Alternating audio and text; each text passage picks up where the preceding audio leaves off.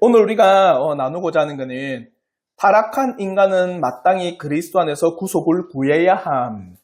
이 2권 6장의 말씀인데 왜 이 말씀이 나왔느냐, 우리가 계속해서 나눴던 건 우리의 인간의 자유의지에 대해서 나눴습니다. 한마디로 사람의 자유의지라고 할 때 우리가 무언가 행하는 자유, 이것 또한 무언가 우리가 행한다라고 하는 거는, 예를 들어서 어딜 갈 때 버스를 타든지 아니면은 택시를 타든지 내 자가를 타든지 그 우리에게 자유가 있다. 맞죠? 이런 자유의지는 없느냐? 그 말이 아닙니다. 우리가 말하는 자유의지의 불가능이라고 하는 거는 뭡니까? 죄로부터 우리 스스로 벗어날 수 있는 자유의지, 과연 이게 있느냐?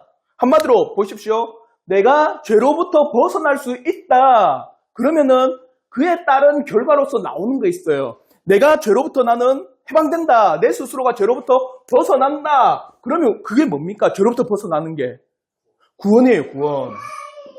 그러니까 죄로부터 스스로 벗어날 수 있는 그런 자유의지가 우리에게 있는가? 있다라고 하면은 우리에게 뭐가 있는 겁니까? 우리 스스로 구원을 이루어 나갈 수 있다라고 이야기하는 거예요. 그러니까 이게 맞다면 그러면 우리에게는 우리 스스로 구원에 이룰 수 있는 자유의지가 있는가? 이래 나오는 겁니다. 무슨 말인지 알겠죠? 한마디로 내가 죄로부터 스스로 벗어날 수 있는 자유의지, 그게 있다라면 스스로 구원에 이룰 수 있는 자유의지도 반드시 우리에게는 있어야 되는 거예요. 그걸 논하는 겁니다. 그리고 또 우리가 행동의 자유, 우리의 땅에서 살아가면서 수많은 행동의 자유가 있지만, 자요, 엄밀히 따져서 그 모든 자유의지도 누구에게 달려 있습니까? 하나님 앞에 달려 있어요. 보십시오. 우리가 무언가를 행한다라는 것, 우리 스스로 행한다라고 하지만 이 모든 행하는 것 또한 하나님의 주권의 영역 안에 있는 겁니다. 예를 들어서 여러분이 우리 교회에 출입하는 것 자유롭게 왔죠? 누가 뭐 방해하고 그러진 않잖아요. 자유롭게 오면서 내가 차를 타고 왔지만, 보십시오. 만약에 그렇게 차를 타고 이동하는 내가 하는 자유의지 가운데 하나님께서 그 모든 길을 어떻게 해요? 닫으셨다면 올 수 있습니까? 못 와요. 여러분의 직장에 내일 출근할 거죠? 뭐 출근 안 하는 사람도 있지만 출근한다 칩시다. 그러면 나는 출근한다는 자유가 있어요. 근데 그건 우리의 자유지. 하나님께서 그 모든 출근길에, 그래서 뭐 북한이 미사일 쏴서 그 길을 떨어뜨린다면은 너무 갔나? 그래서 그 안에 뭐 교통에 마비가 온다든지 그러면 출근하고 싶어도 못해요. 그러니까 우리가 행동하는 그 모든 자유도 엄밀히 따지면 누구 안에 있다? 하나님의 주권의 영역이 있다는 거예요. 그러나 하나님께서는 우리가 이 땅에서 행할 수 있도록, 우리가 밥을 먹고 물을 마시고 또 우리 어떤 행동을 취할 수 있도록 허용을 하신 거예요. 그렇게. 아시겠죠? 그래서 우리가 뭔가 우리 스스로 행한다고 하지만 실제로는 그것조차도 하나님의 주권의 영역 안에 있습니다. 그래서 칼빈은 이에 대해서 말하지 않고, 많이 논하지 않고 이 두 가지에 대해서, 죄로부터 스스로 벗어날 수 있는 자유의지가 있습니까? 그러면 그들 스스로, 우리 스스로 구원에 이룰 수 있는 자유의지가 있습니까? 자, 이에 대해서 우리가 나눴을 때 어떻게 했습니까? 결론은 우리는 죄로부터 벗어날 수 있는 자유의지가 있다, 없다? 없습니다. 우리는 절대로 죄로부터 벗어날 수 없습니다. 왜요? 왜 죄로부터 벗어날 수 없어요? 우리가. 그죠? 원죄의 영향 안에, 우리는 이제 원죄의 영향 안에서 우리의 모든 정의, 전인격이 부패했어요. 어느 한 곳만 부패한 게 아니라 전인격이 부패한 거예요. 그래서 우리에게는 생각도 죄로 물들어 있고, 우리의 마음도 죄로 물들어 있고, 우리의 행동도 죄로 물들어 있기 때문에 우리는 결코 이 전인격의 부패함 가운데서는 스스로 벗어날 수 있는 자유의지가 절대 없습니다. 우리가 죄로부터 스스로 벗어날 수 있는 자유의지가 없기 때문에 뭐도 없습니까? 우리 스스로 구원에 이를 수 있는 자유의지도 없습니다. 아시겠죠? 그러면 이런 결론이 도출하게 된다. 그러면 이제 우리에게는 의문이 드는 거예요. 그러면 어떻게 우리가 구원을 얻을 수 있습니까? 맞죠?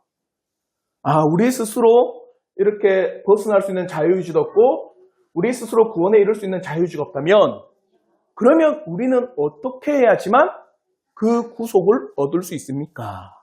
그러니까 오늘 2권 6장에서 뭐랍니까? 죄인된 우리는 반드시 누가 필요하다? 그리스도가 필요합니다. 그걸 말하고 있는 겁니다.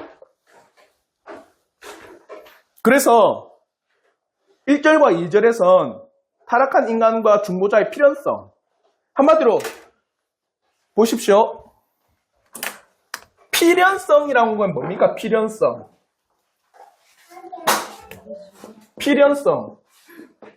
뭡니까?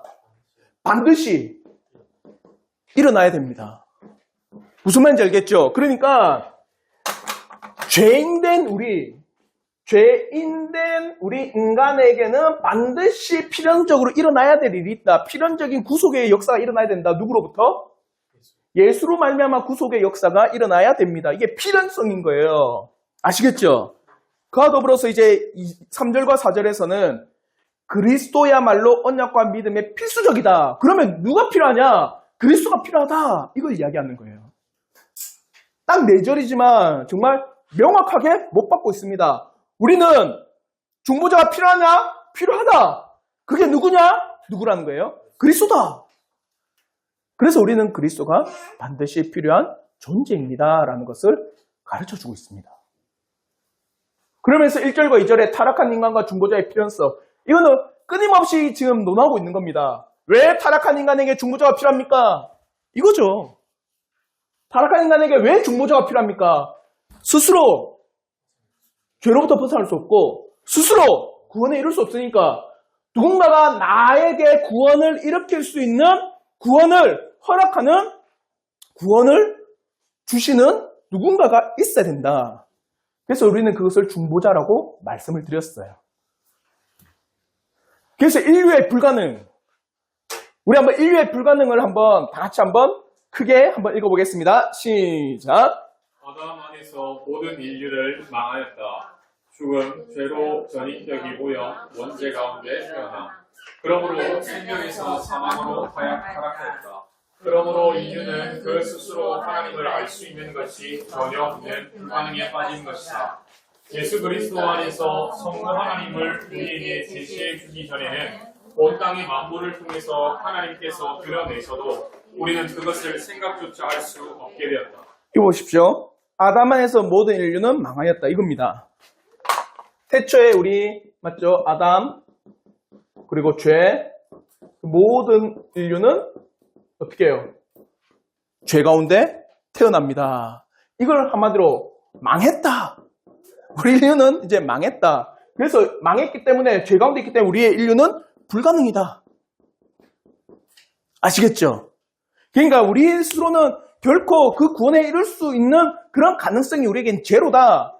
그래서 인류는 그 스스로 하나님을 알 수 없는 것이 전혀 없는 불가능에 빠진 것이다. 누가 제시해 주지 않으면 이 불가능한 우리 인류에게 누군가가 이 예수 그리스도를 제시하지 않으면 우리는 이 예수를 알고 구원에 이룰 수 있는 가능성이 전혀 없습니다. 근데 재밌는 말을 해요. 자연을 통해서 끊임없이 제시를 하셔도 사람은 안다 모른다 하나님을 모릅니다. 그래서 끊임없이 하나님께서 예수를 우리에게 제시해 주셔야 돼요. 그걸 계시한다, 조명한다. 성령을 말미암아 우리에게 빛을 비추셔서 우리가 어둠이 물러가고 그로 말미암아 참된 구원의 빛을 우리가 뭡니까? 받아야 되는 거예요. 그러지 않으면 우리에게는 불가능이기 때문에, 모든 인류는 불가능이기 때문에 하나님 앞에 구원에 이를 수가 없습니다. 그러니까 필연적으로 필요한 거예요. 그래서 죄로 오염된 인간의 영향을 보십시오. 지성으로는 눈이 없어서, 눈이 멀어서 무엇이 참인지 지각하지 못한다. 자, 눈이 멀었습니다. 앞이 잘 안 보입니다. 그래서 무엇이 참인지를 구분을 못해요. 자요, 여기서 사람의 눈이 멀었답니다. 사람의 아담으로부터 우리 모든 사람 눈이 멀었습니다. 그러니까 무엇이 참인지 무엇이 거짓인지 구분을 못합니다. 하나님께서는 끊임없이 온 우주 만물을 통해서 무엇을 비추셨어요? 하나님의 놀라운 계시를 나타내셨습니다. 믿으시죠? 하나님께서는 자연의 빛을 통해서 하나님의 지혜를 계시하려 지금도 계시하고 계십니다. 근데 우리가 못 알아보는 거예요. 뭐 때문에? 눈이 멀어서. 우리의 지성이 눈이 멀어서 하나님께서 끊임없이 이 땅에 그분을 하나님이 어떠신 분인지를 막 붓고 있는데 모른다라는 거예요. 그게 우리의 죄악된 본성의 결과입니다. 아무리 자연을 통해서 인류에게 하나님이 어떤 존재인지를 나타내셔도 모든 인류는 눈이 멀어가지고 그게 참인지 거짓인지 구분 못하고 우주 만물을 통해 하나님을 보지를 못한다는 거예요. 감정을 보십시오. 모든 감각이 악해져서 사악하게도 하나님의 영광을 가로채기까지 하는 상태가 되어버려요. 한마디로 감각도 악해져가지고 뭘 가로챕니까? 하나님의 영광을 가로채버린다. 하나님의 영광을 가로챈다는 게 뭘까요? 사람이 드러나고 사람이 높아지고 사람이 영광받아 버리는 거예요. 오늘 이 땅에 무수한 사람들을 찬양하는 걸 보십시오. 그게 우리의 죄악된 본성의 결과입니다. 우리의 지성은 눈이 멀어 바른 걸 보지 못하고 우리의 감각은 악하고 사악하다고 표현하죠. 사악하여서 하나님의 것을 우리가 도둑질하여 우리의 것으로 만들어버립니다. 이게 사람의 본성이에요. 그러므로 고린도전서 1장 21절 한번 보십시오. 우리 한번 고린도전서 1장 21절 말씀 다 같이 한번 읽겠습니다. 시작. 하나님의 지혜에 있어서는 이 세상이 자기 지혜로 하나님을 알지 못하므로 하나님께서 존귀에 미련한 것으로 믿는 자들을 구원하시기를 기뻐하셨도다. 자요. 하나님께서 이 땅에 본인을 나타내셨는데 사람들이 안다 모른다? 모르니까 뭘 사용하신 거다? 전도에 미련한 거. 전도가 뭡니까? 복음이죠. 그러니까 한마디로 교회 오십시오 이게 아니라 물론 교회 와야지 말씀을 들으니까 기본적으로 뭐 교회 오십시오 할 수 있겠지만 정말 전도라고 하는 거는 뭡니까? 당신은 죄인입니다. 한마디로 이거예요. 지워버렸네 내가. 당신은 죄인입니다. 눈이 멀었습니다. 마음은 사악하여 하나님의 영광을 가로챘습니다. 그런데 하나님은 우리에게 계시하셨습니다. 우리가 모릅니다. 그러니 우리는 예수 그리스도가 필요합니다. 그분이 아니고서 우리는 하나님 나라에 들어갈 수가 없습니다. 그러니까 이 예수 그리스도를 알기 위해서 당신은 그 죄를 회개하시고 돌이키시고 그 성령을 말미암아 참된 복음 가운데 나아가십시오. 이런 전도에 미련한 것을 가지고 사람들을 부르신다는 거예요. 세상에 막 부어진 그의 지혜로는 안 된다는 겁니다.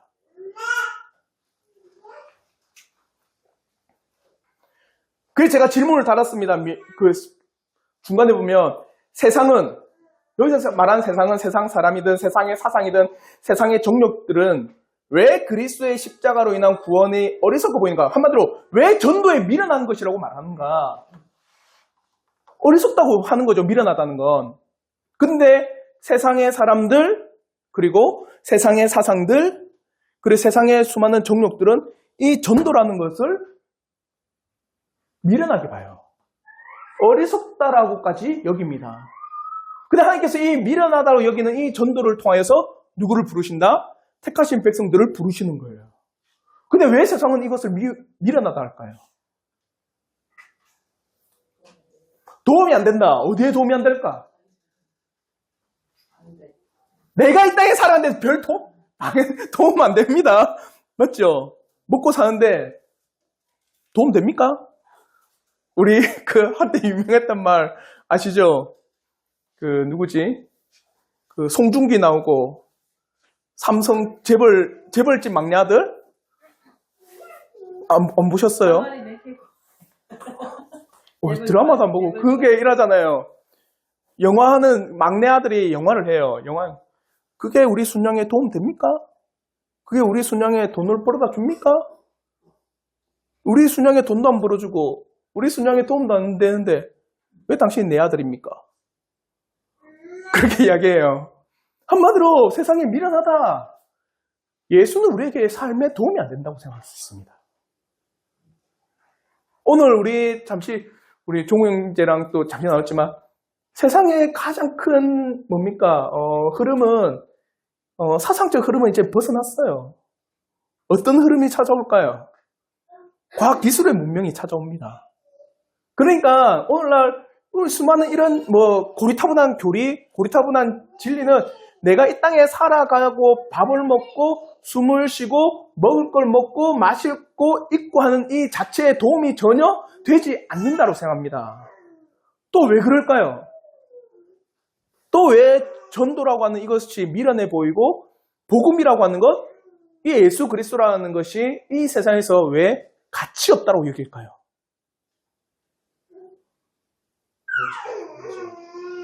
무지하다. 저 무지한 것도 있을 수 있어요. 또 왜 그럴까? 보이지 않으니까. 그러니까 우리에게 직접적으로 와닿지를 않아요. 그러다 더불어서 또 이것도 있습니다. 순회사관이죠. 뭡니까? 세상은 돌고 돈다라는 거예요. 그러니까 이 세상에게는 종말이 있다 없다? 없다. 이 세상은 사람들의 과학기술과 수많은 노력과 사람들의 수많은 문명의 발달로서 끊임없이 발전하는 그런 사회다. 그러니까 이 땅에서 우리는 어떻게 해요? 잘 살기를 제일 우선순위로 여기는 겁니다. 왜요? 세상은 뭐가 없기 때문에? 끝이 없기 때문에. 근데 성경은 뭡니까? 우리는 종말이 있다고 생각합니다. 맞죠? 종말이 있기 때문에 종말에 대한 신앙을 우리가 고백한다. 마지막이 있다라는 그 신앙을 우리가 고백한다면 그 마지막에 과연 나는 어떻게 될 것인가가 당연히 따라오는 고백이 있죠. 그 마지막이 어떻게 될 것인가. 그러니까 오늘날 이 땅에는요, 많은 사람들은 종말에 대한 신앙을 믿지 않습니다. 그러니 이 그리스도가 우리의 영혼을 구원합니다. 우리를 구원의 길로 하나님 나라에 이끌어갑니다. 관련이 없는 겁니다. 그래서 어리석어 보여요. 또 뭐냐? 사람들이 생각할 때 인류를 구원하는 것은 예수가 아니라 뭐라 생각할까요? 과학이라 생각합니다. 인류를 구원할 수 있는 건 과학이든 돈이든 건강이든 기술이든 그것이 인류를 구원하는 위대한 방법이지, 이런 예수라고 하는 이분이 온 인류를 구원한다는 것은 참으로 어리석은 생각이다라고 이야기를 하는 거예요. 근데 과연 이게 어리석을까? 이번 주 제가 우리 성도님과 나누고자 하는 건 그물 비유입니다. 과연 이게 어리석을까? 어리석지 않아요. 하나님께서는 맨 마지막에 모든 물고기가 다 모아졌습니다. 그리고 좋은 물고기, 악한 물고기를 나누십니다. 그러니까 한마디로 마지막 때에 하나님의 진리는 반드시 드러납니다. 그래서 그 질문 밑에 보면 그리스도의 십자가의 도가 우리의 인간적인 성향에 맞지 않다. 우리 인간의 성향에 맞지 않는 거예요. 인간의 생각과 인간의 사고에 그리스도의 십자가는 결코 합당한 생각이 아니라는 겁니다. 그러나 우리의 주인이시여 지으신 분인 하나님께로 돌아가기를 바란다면 그 도를 겸손하게 받아들여야 합니다. 그리스도께서는 그의 시대뿐 아니라 모든 시대의 사람들에 대하여 이렇게 말씀하십니다. 한마디로 요한복음 17장 3절 말씀 우리 다시 한번 읽도록 하겠습니다. 시작!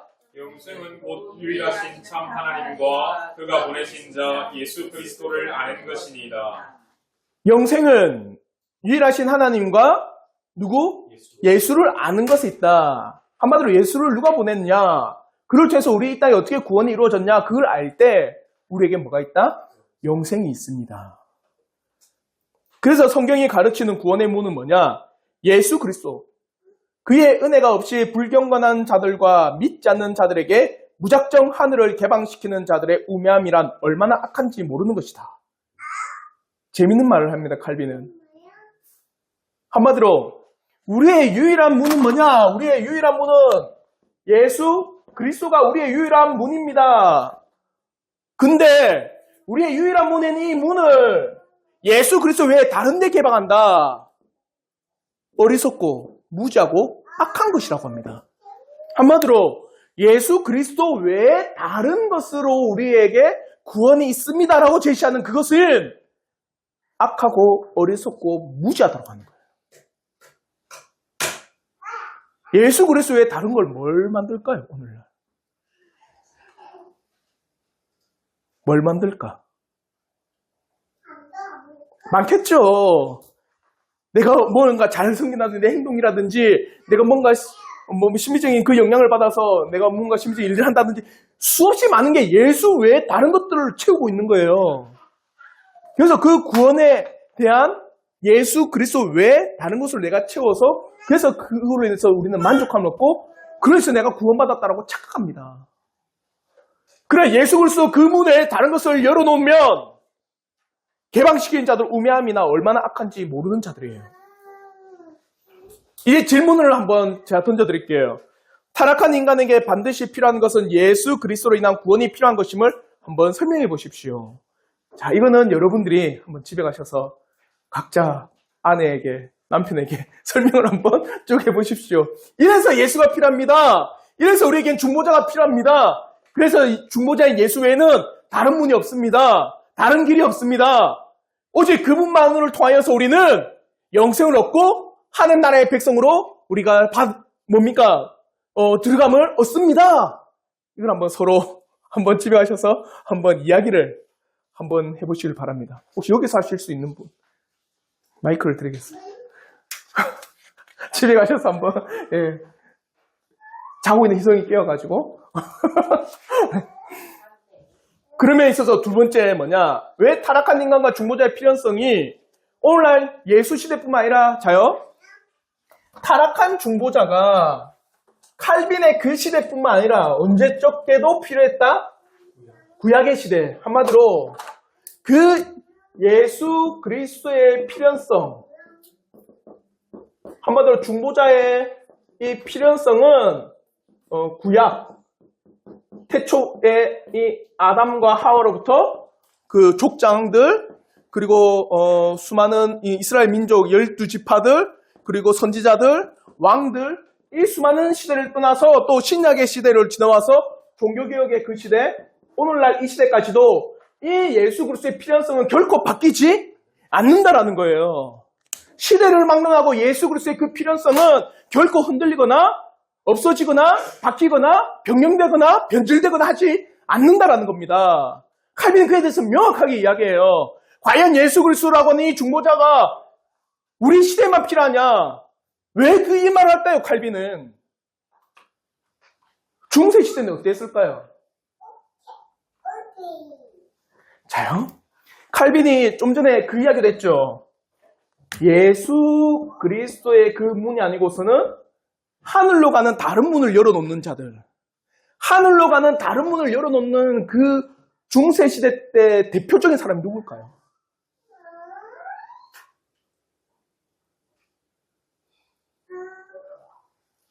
교황들.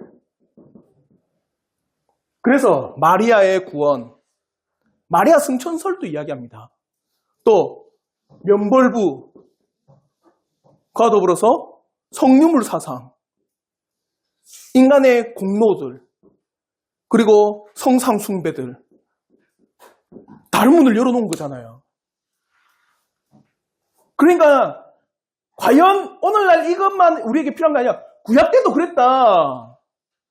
한마디로 이 땅에 사람이 죄를 범하고 난 후부터 지금까지 예수 그리스도만이 유일한 중보자라는 그 필요성은 바뀐 적이 없다라는 거예요. 그러니까 오늘날 그 시대, 칼빈의 시대를 보면 이 수많은 구원의 문들이 얼마나 어리석어 보였을까. 맞죠? 그래서 구약 때부터 끊임없이 논하는 겁니다. 왜?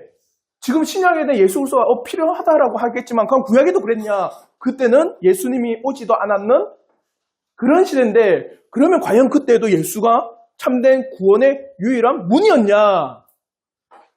그러면 구약 때 예수가 구원의 유일한 문이 아니라고 한다면 오늘날에도 예수가 구원의 유일한 문이 될 수가 없는 거예요. 그러면 수많은 그 로만 카톨릭에서 말하는 이 구원의 여러 가지 문을 참된 진리가 되어버린 거예요.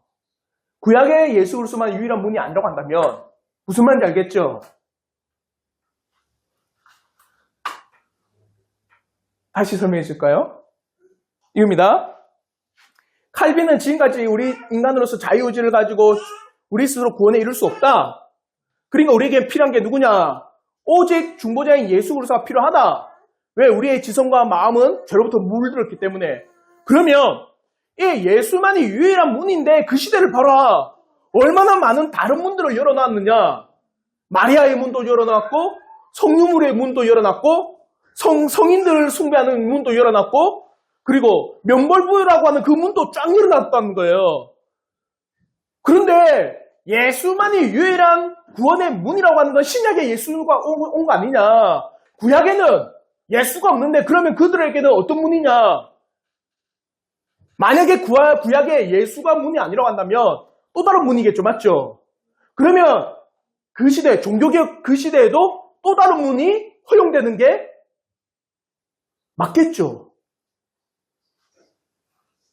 그래서 구약에는 어떻게 이 유일한 중보자인 예수가 유일한 문이었는지를 나타내는 겁니다. 이 우리 나눈 적 있었죠? 언제 했습니까? 웨스트민스터 할 때, 대요리 문답할 때, 은혜 언약일, 구약 시대와 신약 시대에는 그 방편은 다릅니다. 은혜를 받는 방편은 구약이나 신약은 달라요. 잘 보십시오. 다시 한번 제가 설명을 드리는데 이 은혜 언약에 있어서 그 방편, 구약과 신약에서의 그 은혜를 우리가 받는다. 이걸 통해서 예수를 깨닫는다. 이걸 통해서 예수를 우리가 뭡니까? 믿게 된다. 그 방법은 달라요. 자요. 그 방법과 나타내는 곳은 같습니다. 누굴 나타냅니까? 예수 그리스도를 나타내는 건 같아요. 근데 그 나타내는 방법이 달라요. 구약에 어떻게 나타내셨어요? 제사, 율법, 절기, 예언, 약속, 언약 이걸 통해서 끊임없이 예수가 오신다. 너희를 위해서 하나님께서 육신을 입고 이 땅에 오신다. 그걸 끊임없이 족장들과 선지자들과 왕들 통해서 나타내신 거예요. 그러니까 수많은 이스라엘의 민족들은 제사를 지낼 때 누굴 봐야 되는 거예요? 예수 그리스도를 봐야 되는 겁니다. 율법과 절기와 예언과 약속과 언약을 볼 때도 누굴 봐야 돼요? 예수 그리스도를 봐야 돼요.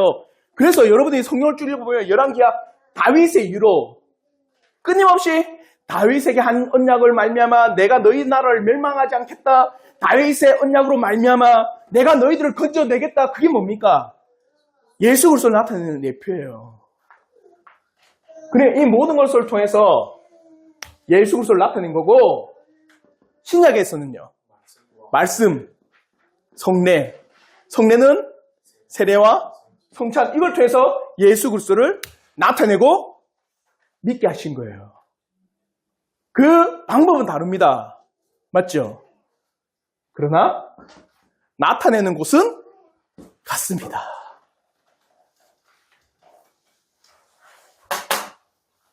그래서 칼빈도 그걸 이야기합니다.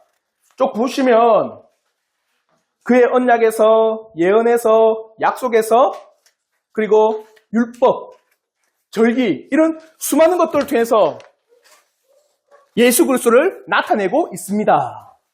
그래서 오늘 집에 가서 쭉 한번 이것을 쭉 읽어보시고 재밌는 게 있어요. 뭐냐면 네 번째 약속에서 보시면 열왕기상 15장 4절. 우리 한번 열왕기상 15장 4절 말씀 우리 한번 다 같이 한번 읽겠습니다. 네 번째 약속에서 시작. 그의 하나님 여호와께서 다윗을 위하여 예루살렘에서 그에게 등불을 주시되 그의 아들을 세워 뒤를 잇게 하사 예루살렘을 견고하게 하셨으니. 자요. 그의 하나님 여호와께서 예루살렘을 견고하게 하신 이유가 뭡니까? 누굴 위하여? 다윗을 위하여. 다윗에게는 너의 씨로 말미암아 내가 구원한댔거든요. 그러니까 하나님께서는 이스라엘 민족의 선하다, 이스라엘 민족이 참 잘한다, 율법을 잘 지킨다 그런 의미가 아닙니다. 그래서 너희들의 성을 견고하게 한 게 아니에요. 누구의 언약 때문에? 하나님이 다윗과 맺은 그 언약과 약속 때문이에요. 그래서 성경에서는요, 이 다윗의 언약과 약속이 끊임없이 이야기합니다. 그래서 시작에 와서는 예수님 보고 뭐랍니까? 다윗의 자손이요? 다윗의 자손 예수여 나를 구원하옵소서. 그러니까 그 다윗의 자손이라고 하는 게 뭡니까? 하나님께서 구약에 우리에게 보내주신다 했던 다윗의 자손인 그 메시아여 나를 어떻게 해달라는 거예요? 구원해달라는 거예요. 이 약속들.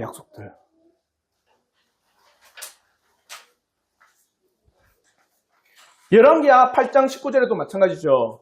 우리 한번 열왕기하 8장 19절 말씀도 한번 다시 한번 읽겠습니다. 시작. 여호와께서 그의 종 다윗을 위하여 유다 멸하기를 즐겨하지 아니하셨으니 이는 그와 그의 자손에게 항상 등불을 주겠다고 말씀하셨음이더라. 유다를 멸망하지 않는 거, 한마디로 나중에 멸망당했지만 그것을 기뻐하지 않았다. 뭐 때문입니까?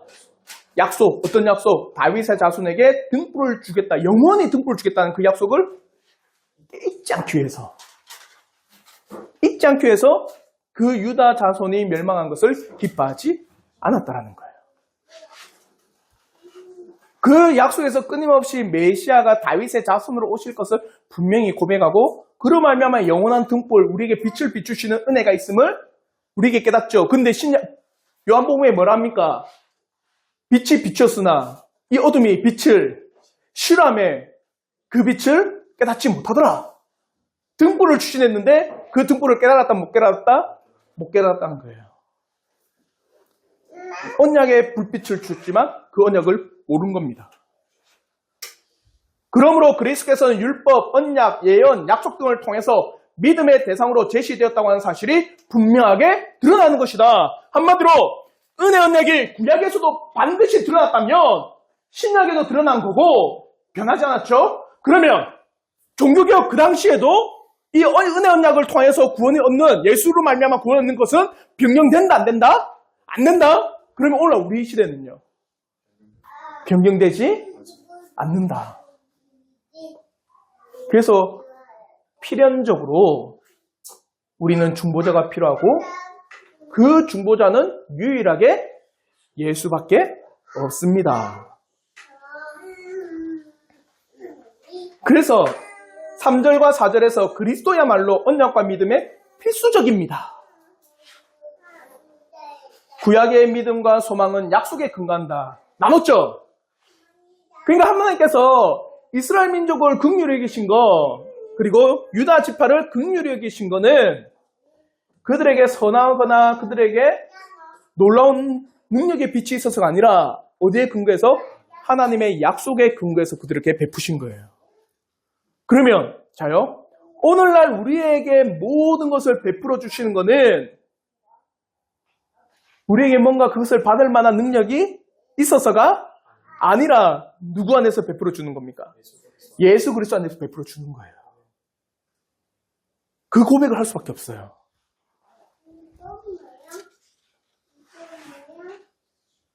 그래서 이사야 7장 14절로 한번 보십시오. 우리 한번 이사야 7장 14절 우리 맨 마지막에 있는데 한번 다 같이 한번 읽겠습니다. 시작. 그러므로 주께서 친히 징조를 너희에게 주실 것이라. 보라, 처녀가 잉태하여 아들을 낳을 것이요 그의 이름을 임마누엘이라 하리라. 이게 뭐냐면 이사야가 아스 왕 때 그 예루살렘이 포위됩니다. 그 포위되는데 하나님께서 너희들 건지신다. 왜? 너희들이 잘나은 게 아니라 하나님께서 그렇게 약속하셨기 때문에 그 약속에 따라서 너희를 건져준다. 그것을 믿었을까요? 믿었을까요? 아스는 안 믿은 거예요. 믿지 못한 겁니다. 그러자 이사야가 이 예언을 해버리는 겁니다. 처녀가 아들을 낳을 것이니 이는 임만 생뚱맞죠? 그래, 니 그렇게 안 믿지? 나중에 처녀가 잉태할 아들을 낳아 임마누엘이 우리를 건져주는 것을 너희는 깨달아야 될 것이다. 믿지 않는 자들에게 그 약속을 더 넘어서 우리에게 가르쳐주는 거예요.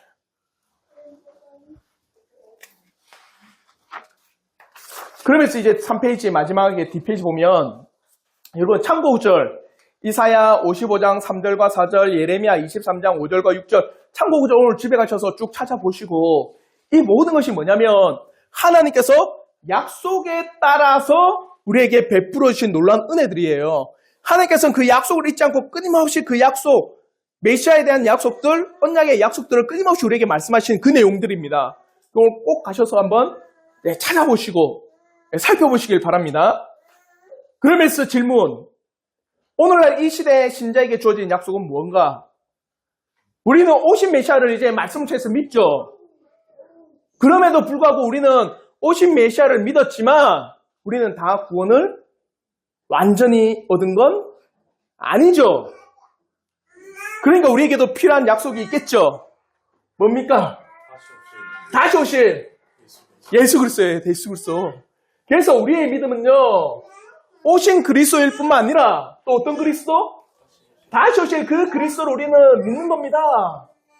주님은 반드시 이 땅에 올라간 그대로 다시 오십니다. 그의 약속의 믿음에 따라 우리는 근거를 삼아야 돼요. 그 약속이 어디 있어요? 성경에. 끊임없이 신약을 통해서 주님이 사도행전에서도 내가 온 그대로 너희는 보리라. 올라간 그대로 너희가 보리라. 그 바울 통해서도 부활이 없다면 주님이 이 땅에 오시지 않는다면 우리는 이 땅에서 살아가는 것이 헛되고 허무한 인생이다. 그러니까 주님이 다시 오심에 대한 그 근거와 우리가 다시 살아나는 놀라운 은혜를 따라서 우리의 믿음의 선조들은 생활을 쭉 해나갔던 거예요. 우리의 신자의 가장 큰 힘이 뭔지 아십니까? 신자의 가장 큰 힘이 뭘까요? 다시 오시는 예수 그리스도에 대한 약속들입니다. 그리고 우리 신자들은 하나님 나라에 영원하게 안식을 누린다라는 그 약속들이에요. 그 약속들이 신자에게 가장 큰 소망이고 위로고 힘입니다. 우린 그래서 살아가는 거예요. 그리고 두 번째, 그리스도를 믿는 믿음이 하나님을 믿는 믿음의 필수적이다. 자요. 우리는 죄인입니다. 맞죠? 죄인이기 때문에 우리의 지성과 마음과 의지는 죄로부터 어둠입니다. 우리에게 뭐가 와야 됩니까? 빛이 비추어야 됩니다. 그 빛은 누가 보내십니까? 성령께서 말씀과 성령을 통해서 우리에게 빛을 비추셔서 이 어둠이 누굴 깨달아요? 하나님을 깨닫습니다. 그리고 우리의 구원인 예수 그리스도를 압니다. 근데 이 예수 그리스도를 아는 것이야말로 하나님을 아는 것의 필수적이라는 거예요. 예수를 모르면 하나님을 아는 것이 불가능하다. 왜 그러냐? 믿음의 뿌리가 예수이기 때문입니다. 믿음이 그리스도께로부터 성부 하나님께로 올라가는 것이다. 즉 하나님을 믿는 믿음이 있다 할지라도 완전하며 견고함 가운데 그 믿음을 견지하는 분인 중보자로서의 역할을 하시지 않으면 그 믿음은 서서히 사라지고, 한마디로 우리의 믿음의 뿌리인 이 중보자 예수 그리스도인데 이 예수 그리스도께서 없다면 우리의 믿음은 없는 거고 서서히 말라가는 거고 서서히 시들어가는 거다. 또한 중보자 없이는 하나님의 위엄이 너무나도 높으므로 땅에 기어다니는 구더기와도 같은 죽을 인생들로서는 결코 거기에 도달할 수가 없다. 그러니까 한마디로 예수 그리스도 아니고서는 하나님 앞에 우리가 나아갈 수가 없습니다. 우리의 동의. 그럼 우리는 이 말에 동의를 합니다. 경건으로 향하는 첫걸음은 바로 하나님이 우리의 아버지가 되셔서 그의 나라의 영원한 기업에 이르도록 우리를 모아들이시기까지 우리를 돌아보시고 다스리시고 양육하신 것을 인식하는 데 있다. 그리고 그리스도가 없이는 하나님을 아는 구원 얻는 지식이 제대로 서지 못한다는 것에 우리는 동의한다. 경건의 그 첫걸음은 뭐냐? 하나님이 우리를 돌보시고 붙들어 주시고 우리를 인도하시고 이끌어 주신데 우리는 겨우 경건의 모든 첫걸음이 있는데 누구로 말미암아? 예수로 말미암아 그것이 시작되고 예수로 말미암아 그것이 우리에게 이루어진다라는 거예요.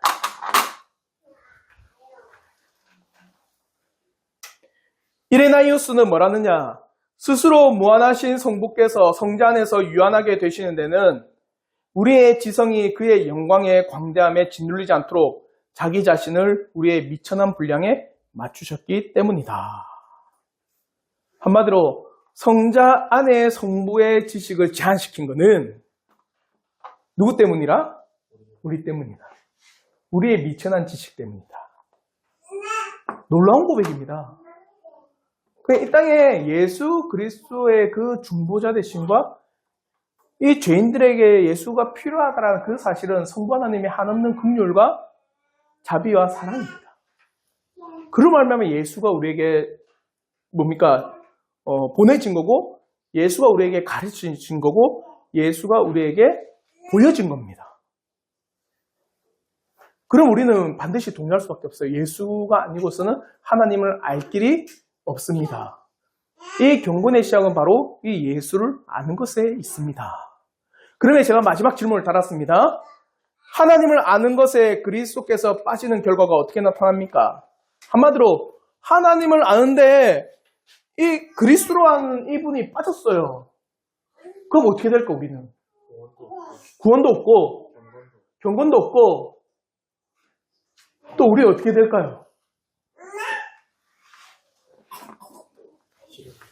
자요?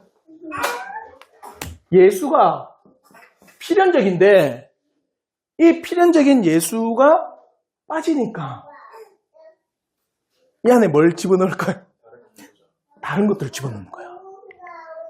우상과 우매함과 미신과 해악들을 다 집어넣는 거예요. 그래서 하나님을 보려고 하는 겁니다. 예수가 빠지니까. 다른 말로 오늘날 예수 그리스도를 통한 구원에 대해서 다르게 이야기하는 것은 예수를 빼고 하나님을 보려고 하는 거잖아요. 그 안에 뭘 집어넣는 겁니까? 온만 잡동사니를 다 집어넣어서 하나님을 보려고 하는 겁니다. 이게 얼마나 무식하냐.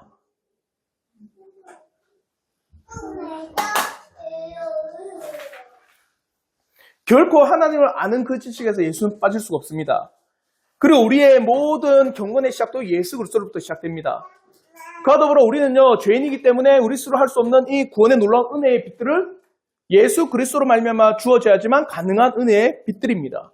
그리고 우리는요 반드시 예수가 아니고선 다른 문에 들어갈 수가 없는 게 우리의 죄악된 본성입니다. 그래서 우리는 반드시 예수가 필요한 존재입니다. 온전히 예수만을 알아가는 우리 성도들 되기 바랄게요. 그분만이 유일한 문입니다. 마치도록 할게요. 혹시 질문 있으시면